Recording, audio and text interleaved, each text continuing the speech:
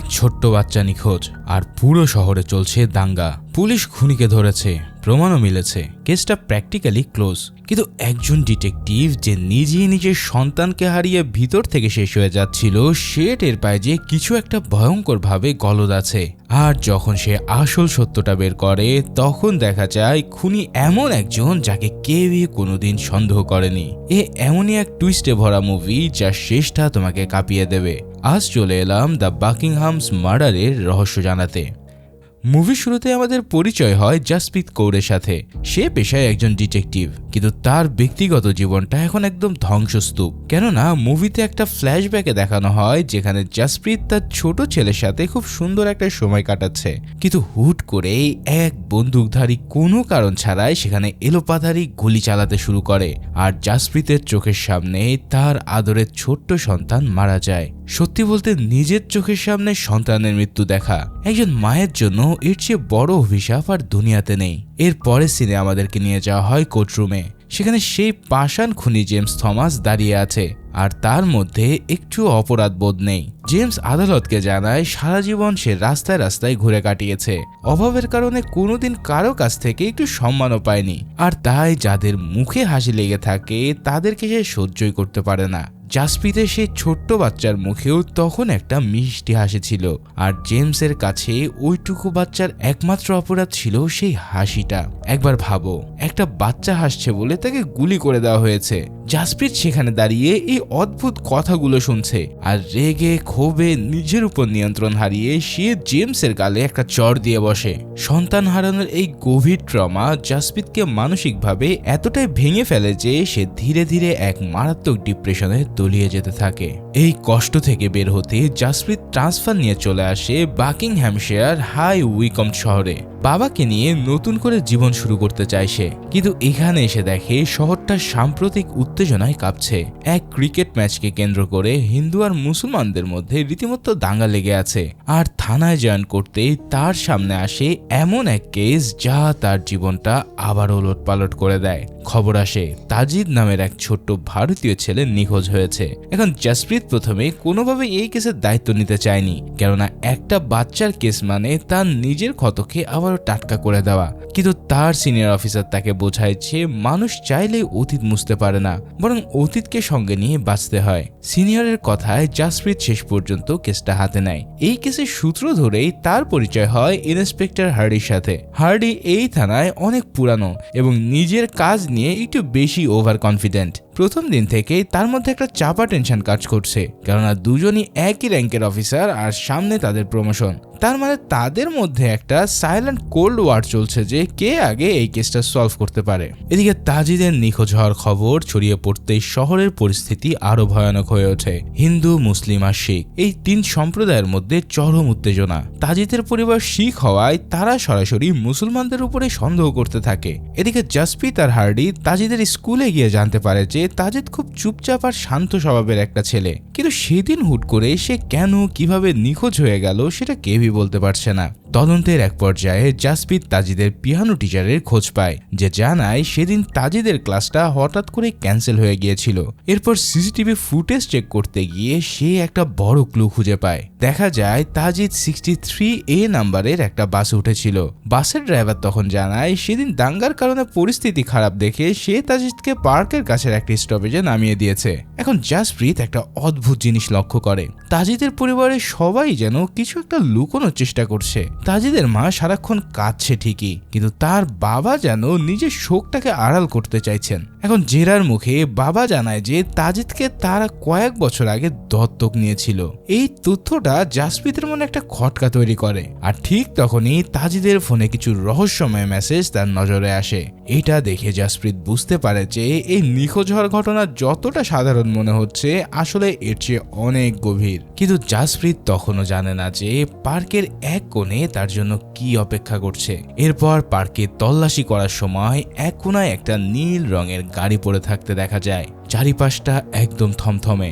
গাড়ির কাছে গিয়ে পিছনের সিটে তাকাতে জাসপ্রীতের পা থেকে মাটি সরে যায়, কেননা ছোট্ট তাজিদের নিথর দেহ সেখানে পড়ে আছে। তাজিদের নিষ্পাপ মুখটা দেখে জাসপ্রীতের বারবার নিজের ছেলের কথা মনে পড়ে, যার ফলে এক মুহূর্তের জন্য সে একদম পাথর হয়ে যায়। ইতিমধ্যেই পুলিশ দ্রুত পুরো এলাকা ঘিরে ফেলে। ফরেনসিক টিম আসে তাদের কাজ করতে, কিন্তু জাসপ্রীত খুব খুঁটিয়ে গাড়িটাকে পরীক্ষা করতে গিয়ে একটা অদ্ভুত বিষয় লক্ষ্য করে। তাজিদের শরীর আর পোশাক একদম শুকনো, অথচ পার্কের ওই জায়গাটা বেশ ভেজা স্যাঁতসেঁতে। এর মধ্যেই জানা যায় যে গাড়িটা আকরাম নামের এক ব্যক্তির, আর আকরামের নাম শুনে হার্ডি বেশ উত্তেজিত হয়ে পড়ে, কেননা হার্ডি নিশ্চিত ছিল এই খুনের পিছনে কোনো মুসলিম ছেলেরই হাত আছে। তবে ময়না তদন্তের রিপোর্টে আসে একটা অবিশ্বাস্য তথ্য। ডক্টর জানায় তাজিদের ফুসফুস পানিতে ভরা ছিল, তার মানে সে পানিতে ডুবে মারা গেছে। এখন তুমি নিজেই ভাবো, তাজিদ যদি পানিতে ডুবে মারা যায় তবে তার দেহ গাড়ির ভিতরে এত শুকনো অবস্থায় আসলো কি করে? গাড়ির সিটে এক ফোঁটা পানির চিহ্নও নেই। তাহলে কেউ কি তবে তাজিদকে মারার পর দেহটা এখানে সাজিয়ে গেছে, নাকি কোনো ইচ্ছে করে পুলিশকে বিভ্রান্ত করতে চাইছে? হার্ডি অবশ্য এত কিছু ভাবার প্রয়োজন মনে করে না। সে সোজা আকরামের বাড়িতে গিয়ে জানতে পারে যে ওই দিন গাড়িটা আকরামের ভাগ্নে আর এলাকার ইমামের ছেলে নিয়ে বেরিয়েছিল। হার্ডি তাদের থানায় এনে এবার জিজ্ঞাসাবাদ করে। ঠিক তখনই জাসপ্রীত লক্ষ্য করে যে তাজিদের বাবা আড়ালে গিয়ে খুব নিচু স্বরে কারো সাথে কথা বলছে, আর তার চোখে শোকের চেয়ে ভয়ের ছাপ অনেক বেশি স্পষ্ট। রহস্য আরো ঘনীভূত হয় যখন তাজিদের স্কুল ব্যাগটা পুরো এলাকা তন্ন তন্ন করেও কোথাও খুঁজে পাওয়া যায় না। এদিকে তাজিদের ডেড বডি উদ্ধারের পর জাসপ্রীতের মাথায় শুধু একটাই চিন্তা ঘুরপাক খাচ্ছে, খুনি মোটেও আনারি কেউ নয়, বরং অনেক চালাক। সে তাজিদের বাবার উপরে নজর রাখতে শুরু করে আর দেখে তার বাবা বারবার বাথরুমে গিয়ে আড়ালে কারোর সাথে যেন কথা বলছে। জাসপ্রীত সাবধানে ফলো করে জানতে পারে যে তাজিদের বাবা ইন্দ্রা নামের এক মিউজিক্যাল টিচারের সাথে নিয়মিত যোগাযোগ রেখেছে। আসলে তাজিদের স্কুলের ওই টিচারের সাথে তার বাবার একটা গোপন সম্পর্ক গড়ে উঠেছিল। তাই জাসপ্রীতের মনে প্রশ্ন জাগে যে তাজিদ কি তাহলে কোনোভাবে এই পরকীয়ার কথা জেনে গেছে, আর সেই কারণে কি তাকে প্রাণ দিতে হলো? এরই মধ্যে জাসপ্রীত আরো একটা বড় তথ্য জোগাড় করে। মাত্র কয়েক বছর আগে তাজিদের নামে 1 কোটি টাকা লাইফ ইন্স্যুরেন্স করানো হয়েছিল।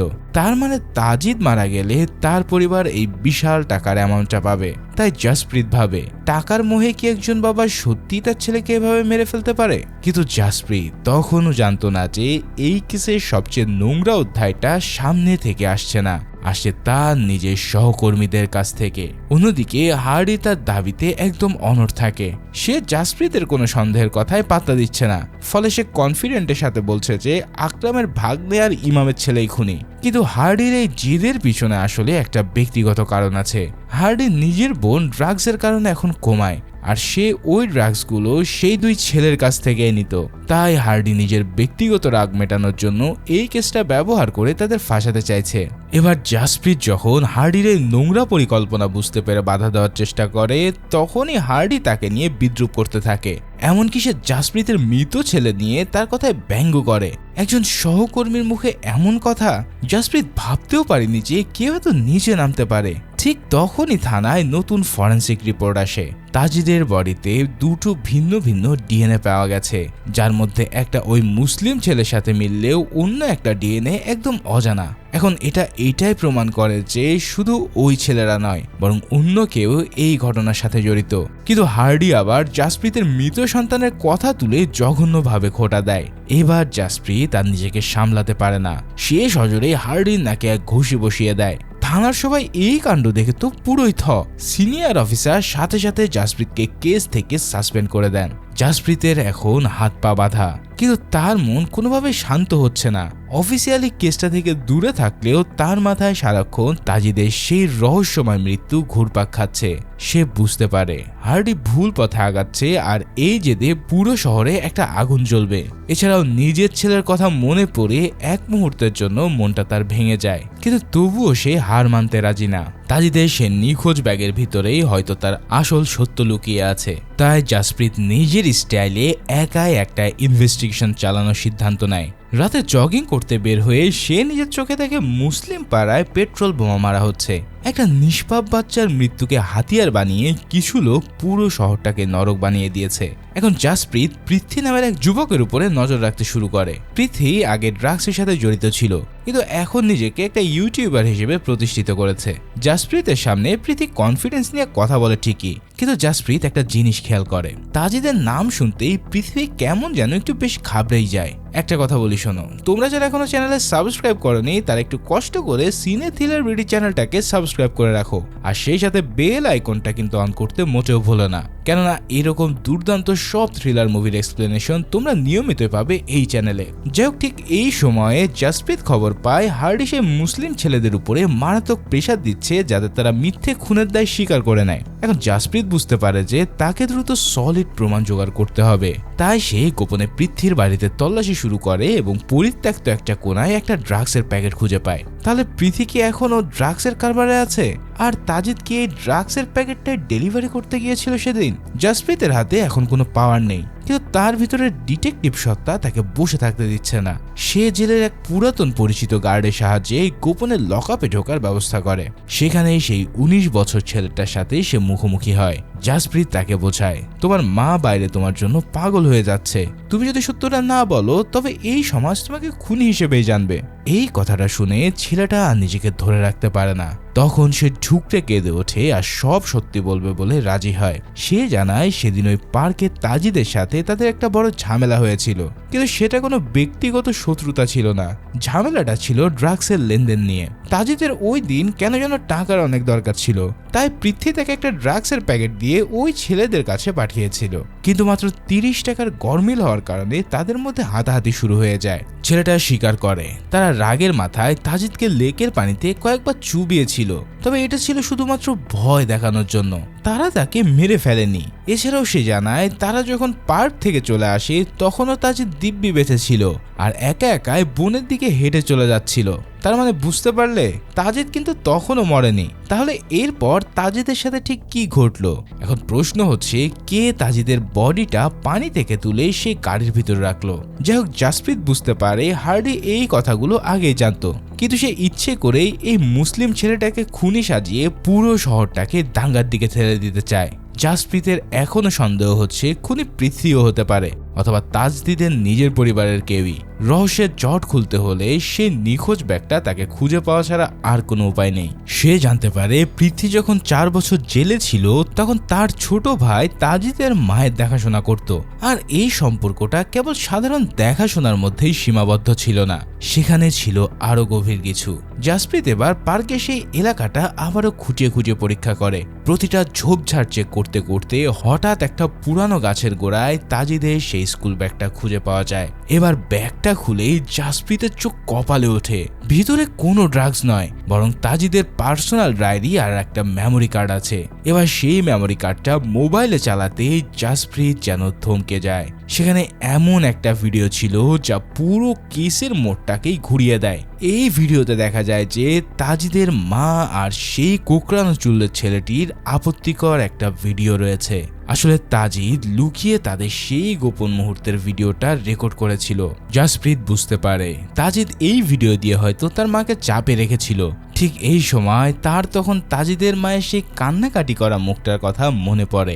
একজন মা হয়ে কেউ কিভাবে এত বড় অপরাধ লুকিয়ে রাখতে পারে? এখন তোমাদের কি মনে হয়, তাজিদের মা কি নিজের পরকীয়া বাঁচাতে নিজের সন্তানকে খুন করার নির্দেশ দিয়েছিল?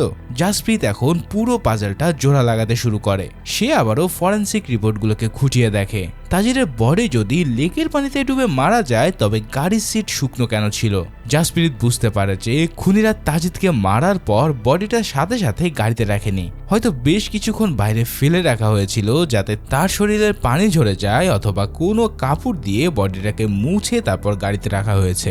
এরপর জাসপ্রীত হার্ডির বিশ্বস্ত পুলিশ সহকারীকে খুঁজে বের করে ফেলে। তাকে কৌশলে জেরা করতে গিয়ে ভয় দেখায় যে সত্যি না বললে তাকে জেলে যেতে হবে। এবার সে এক লোমহর্ষকর জিনিস জানায়। সে জানায় হার্ডি তাকে বডিটাকে গাড়ি থেকে নামিয়ে পার্কের ঝোপের মধ্যে রেখে দিতে বলেছিল, কিন্তু পরে হার্ডি প্ল্যান বদলে বডিটা আবারও গাড়ির ভিতর রেখে দেয় যাতে মুসলমান ছেলেদের উপরে দোষ চাপানো যায়। হার্ডি জানতো তাজিদের খুনের পিছনে অন্য কেউ আছে, কিন্তু সে তার বোনের অপমানের প্রতিশোধ নিতে ওই মুসলিম পরিবারকে ধ্বংস করতে চেয়েছিল। তবে আসল খুনি কিন্তু এখনো ধরা পড়েনি। জাসপ্রীত তাজিদের মায়ের গোপন চ্যাট হিস্ট্রিটা বের করে ফেলে। সেখানে দেখা যায় তাজিদের মা তার প্রেমিকের কাছে এই মেসেজ পাঠিয়েছিল, তাজিদ ভিডিওটা দেখে ফেলেছে, তাকে এখনই থামানো দরকার। তার মানে তাজিদের মাই আসলে সেই ছেলেকে দিয়ে তাজিদকে খুন করাতে উস্কানি দিয়েছিল। এবার আসল পুরো ঘটনাটা এরকম, সেই মুসলিম ছেলেরা তাজিদকে পানিতে চুবিয়ে ভয় দেখানোর পর ছেড়ে দেয়। এরপর তাজিদ যখন একা ফিরছে তখন সে তার মা আর প্রেমিকার মুখোমুখি হয়। তাজিদ ওই ভিডিওর কথা বলে ফেললে সেই কুকরানো চুলের ছেলেটা রাগের মাথায় তাকে পানিতে ডুবিয়ে মেরে ফেলে। জাসপ্রীত সব প্রমাণ নিয়ে সরাসরি তাজিদের বাড়িতে পৌঁছায়, কিন্তু সেখানে তখন চলছিল এক তুলকালাম। তাজিদের বাবা হঠাৎ বাড়ি ফিরে তার স্ত্রীর সাথে সেই ছেলেটাকে আপত্তিকর অবস্থায় দেখে ফেলেছিল। রাগে অন্ধ হয়ে সে কিচেন থেকে ছুরি নিয়ে ছেলেটার উপরে ঝাঁপিয়ে পড়ে। ভিতরে গিয়ে জাসপ্রীত দেখে এক ভয়ঙ্কর দৃশ্য, সেই ছেলেটা রক্তাক্ত অবস্থায় কিচেনে পড়ে আছে। কিন্তু তাজিদের মা তখনও তার ড্রামা চালিয়ে যাচ্ছে। জাসপ্রীতকে দেখে অসহায় হওয়ার ভানে সে কান্না করছে। তবে জাসপ্রীত তাকে সোজাসুজি ধমক দিয়ে বলে, তোমার সব নাটক এবার বন্ধ করো, তোমার নিজের ছেলের আসল খুনি তুমি নিজে। তাজিদের মা প্রথমে অস্বীকার করলেও পরে ঢুকরে কেঁদে ওঠে আর জাসপ্রীতের পায়ে পড়ে মাফ চায়। কিন্তু জাসপ্রীতের মন তখন পাথরের মতন শক্ত। সে বলে, তুমি মা নামের কলঙ্ক। ঠিক তখনই জাসপ্রীত খবর পায় হার্ডি আবার ওই মুসলিম ছেলেদেরকে টর্চার করছে। সে দ্রুত সেখানে গিয়ে হার্ডিকে থামায় আর সবার সামনে সব মিথ্যাচার ফাঁস করে দেয়। হার্ডি বুঝতে পারে সে এবার ধরা খেয়ে গেছে, তাই সে অপমানে ওখান থেকে বেরিয়ে যায়। সে জানে তার ক্যারিয়ার শেষ, তাই অসুস্থ বোনকে শেষবার দেখার পর নিজেকে আর ক্ষমা করতে না পেরে হার্ডি নিজের সার্ভিস রিভলভার দিয়ে নিজেকেই শেষ করে দেয়। এরপর শহরের দাঙ্গা ধীরে ধীরে শান্ত হতে শুরু করে। মানুষ যখন জানতে পারে খুনি কোনো মুসলমান নয় বরং তাজিদের নিজের মায়ের পরকীয়ার কারণে এই ঘটনা ঘটেছে, তখন সাম্প্রদায়িক আগুন নিভে যায় আর সেই 19 বছরের নির্দোষ মুসলমান ছেলেটাকে জেল থেকে ছাড়া দেওয়া হয়। এই দৃশ্য দূর থেকে জাসপ্রীত দেখে মনে করতে থাকে যে অন্তত একটা নির্দোষ প্রাণকে সে বাঁচাতে পেরেছে। ডিপার্টমেন্ট থেকে জাসপ্রীতের সাসপেনশন তুলে নেওয়া হয়। ঠিক তখনই তার হাতে আসে 1 কোটি টাকার একটা চেক, আর এটা ছিল তার নিজের ছেলের মৃত্যুর ইন্স্যুরেন্সের টাকা। কিন্তু জাসপ্রীত সেই চেকটা টুকরো টুকরো করে ছিঁড়ে ফেলে, কেননা টাকার বিনিময়ে ছেলের শোক ভোলানো যায় না। সে তার ছেলে সে রক্তমাখা টি শার্টটা আগুনে ফেলে দেয় আর এরই মাধ্যমে জীবনের সব দুঃসহ স্মৃতিকে পুড়িয়ে সে ছাই করে। আর ঠিক এভাবেই সে নতুন জীবনের জন্য কামব্যাক করার উদ্দেশ্যে রওনা দেয় এবং আমাদের আজকের মুভি এখানেই শেষ হয়।